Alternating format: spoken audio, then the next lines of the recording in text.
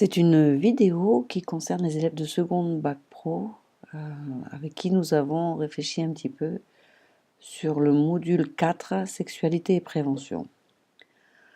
Cette vidéo fait une mise au point des activités du chapitre 11, la conduite à tenir face aux IST, l'objectif étant d'adopter un comportement réfléchi afin de prévenir les infections sexuellement transmissibles.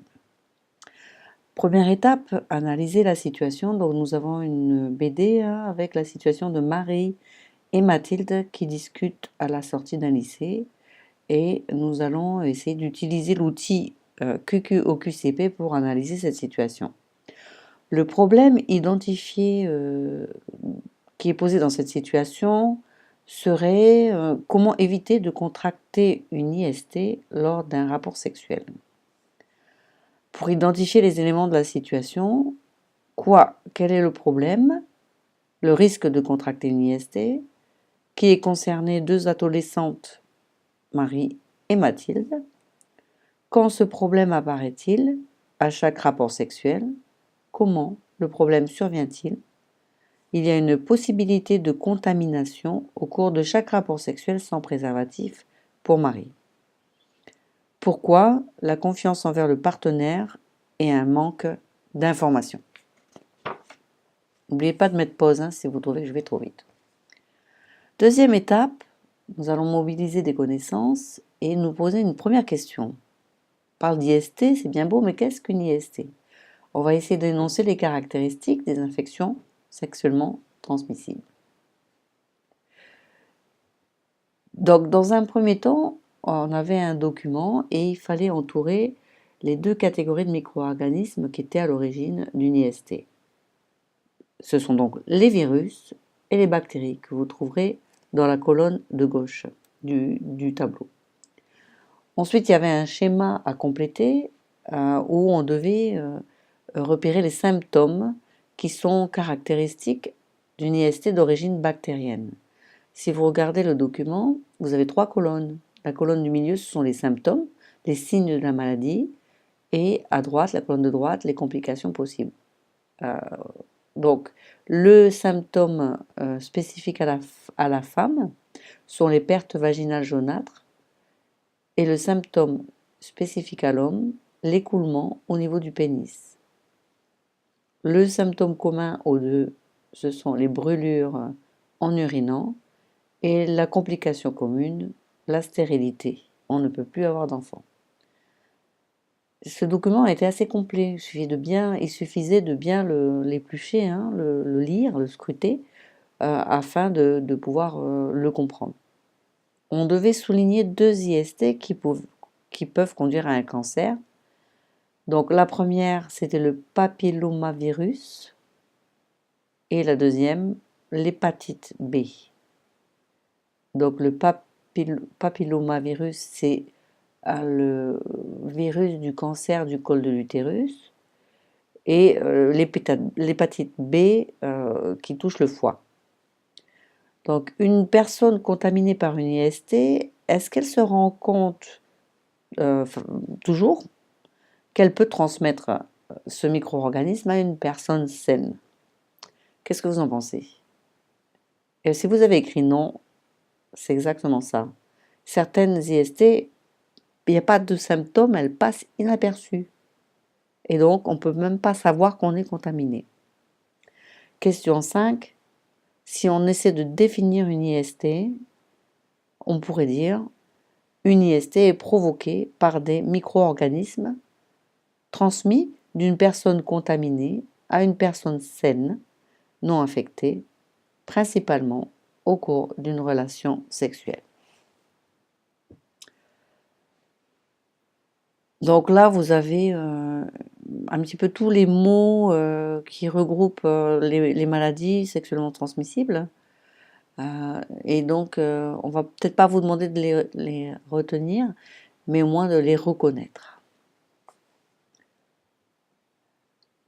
Deuxième activité, on va essayer de déterminer les modes de contamination et les étapes de contamination d'une IST. Et on va prendre comme exemple le sida.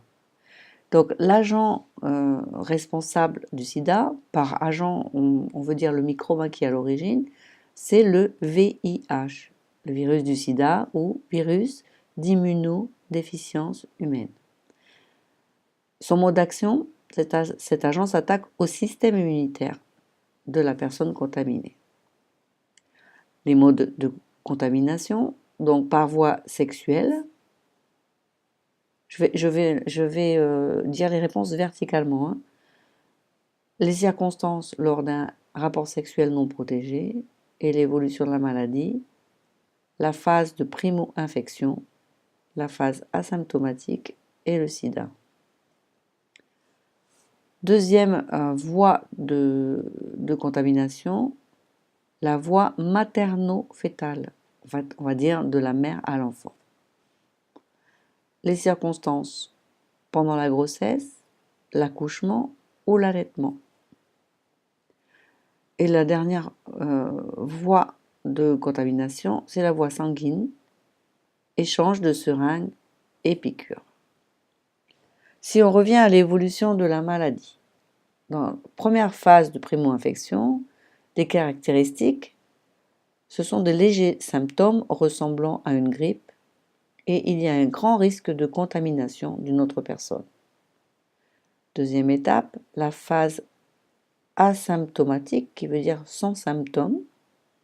La personne on dit qu'elle est séropositive et les caractéristiques, il y a des anticorps contre le VIH présents dans le sang.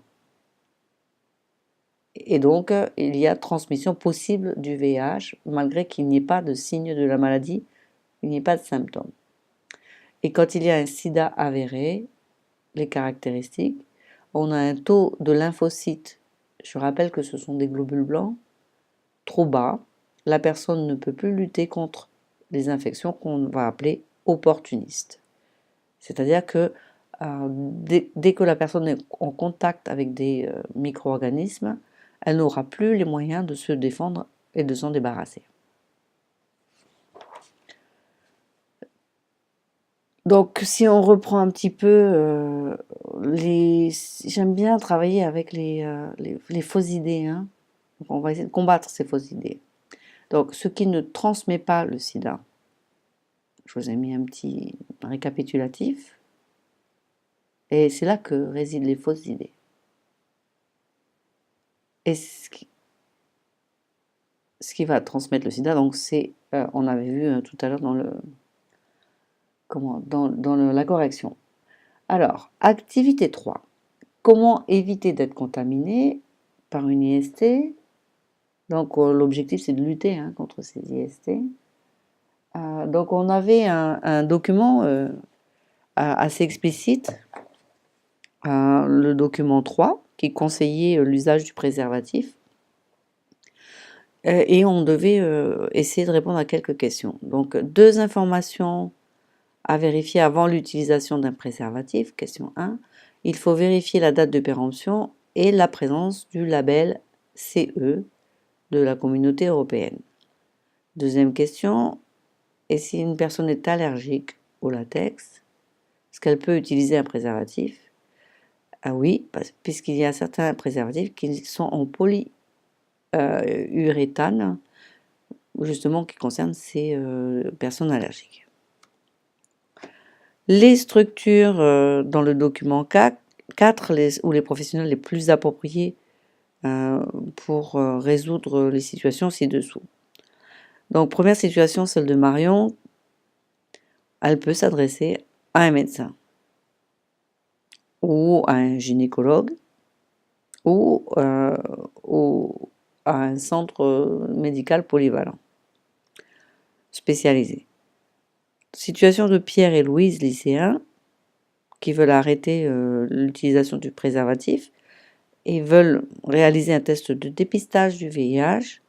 Ils peuvent se rendre dans un CDAG, donc dans un centre de dépistage anonyme et gratuit.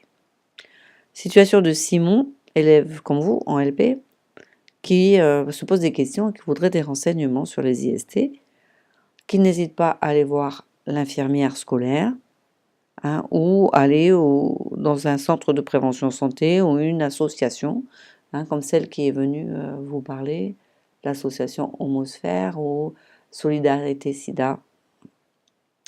On verra après en Nouvelle-Calédonie, hein, où on pourra avoir plus particulièrement de l'aide. Quelle conduite adopter suite à une prise de risque ou une contamination? Donc, l'objectif sera d'adopter un comportement réfléchi face à une prise de risque. Je vous ai mis hein, le site internet de Fil Santé Jeune où il y a pas mal de questions-réponses, c'est pas mal, c'est intéressant, hein. Et la photo de droite, c'est le CCF, hein, le Centre de conseil familial qui est à Montravel. On avait un document hein, qui nous expliquait pas mal de choses. Et il fallait repérer les examens qui permettent d'identifier l'infection responsable de l'IST. J'espère que vous en avez souligné 3. Le premier, c'est la prise de sang. Le deuxième, c'est le frottis vaginal ou le prélèvement urétral. Et le troisième, c'est l'analyse d'urine. Pourquoi le traitement concerne les partenaires? Il est important que l'ensemble des partenaires suivent le même traitement afin d'éviter une réinfection ou une contamination en chaîne. Troisième question, on avait un petit schéma résumé hein, à compléter. Donc, dans le cas d'une suspicion de contamination par le virus du sida. Donc, les situations à risque, le rapport sexuel sans préservatif, déchirure ou glissement du préservatif, partage de matériel d'injection lors d'un usage de drogue, suspicion de contamination par le VIH ou se rendre en cas de prise de risque aux urgences d'un hôpital ou un centre spécialisé. Quel délai faut-il respecter? Moins de 48 heures. Quelle personne rencontrer un médecin? Que peut-elle proposer? Un traitement post-exposition peut être proposé à condition de se rendre à l'hôpital ou d'un centre spécialisé dans les délais. Quel est son but? Le but de la consultation est de diminuer le risque de contamination. Donc c'est là que je vous disais, hein, en Nouvelle-Calédonie, on a l'espace CMP, donc Centre médical polyvalent, qui est rue Gallieni, en face de la police municipale. On le reconnaît avec la fresque hein, qu'il y a devant. Et dans ce centre, on aura donc un dépistage anonyme et gratuit. Proposer des solutions. Alors là, juste une petite parenthèse, hein, j'ai trouvé ces petites BD pour la direction de la santé en Polynésie. Hein, c'est un spot de télévision qu'on peut retrouver facilement sur YouTube. Hein. Alors, les solutions, on revient à notre livre, Situation de Marie et de Mathilde. Donc Marie a des relations sexuelles non protégées car elle a confiance en son partenaire. Elle pense qu'elle ne risque pas de contracter une IST. Qu'est-ce qu'on peut lui dire? La confiance en son partenaire, si on le connaît depuis longtemps, c'est un bon copain, ne peut être retenu comme argument et envisagé comme facteur protégeant des IST. L'usage du préservatif s'impose à chaque rapport sexuel avec Kevin. Marie dit à Mathilde que de toute façon, elle prend la pilule et que ce qu'elle fait, et de ce fait, elle est protégée. On va répondre à Marie que la pilule ne protège pas des IST, elle devrait s'informer et choisir d'utiliser avec son partenaire un préservatif, masculin ou féminin. Mathilde lui conseille d'aller se renseigner afin de faire un test de dépistage. Donc, on va lui proposer de s'adresser à un professionnel de santé. L'infirmière de l'établissement sera d'une aide précieuse pour nous rediriger vers la bonne personne ou le bon service et au médecin qui va prescrire le test. Ou alors, elle se rend dans le centre de dépistage anonyme et gratuit qu'on a vu précédemment.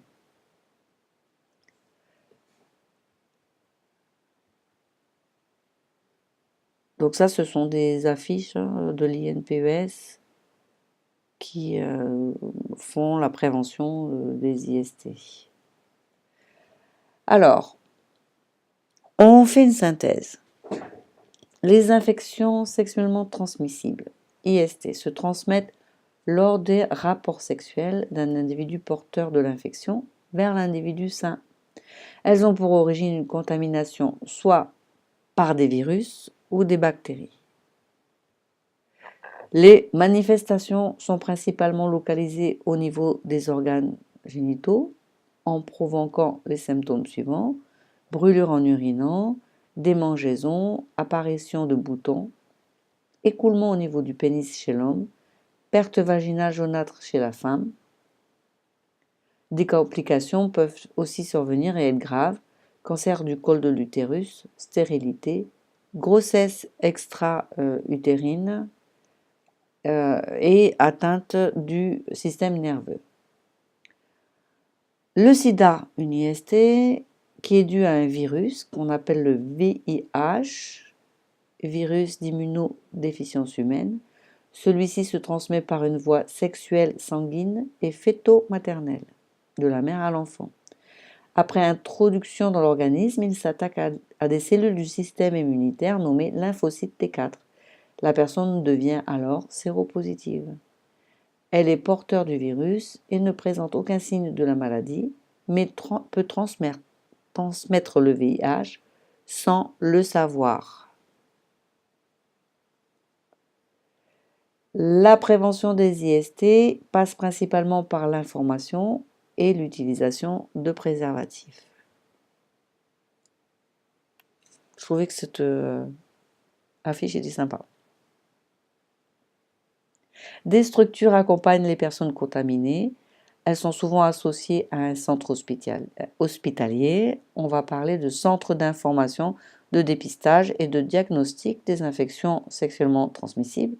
Donc si vous avez vu le mot CIDDIST, c'est ce que ça veut dire. Je répète, centre d'information, de dépistage et de diagnostic des infections sexuellement transmissibles.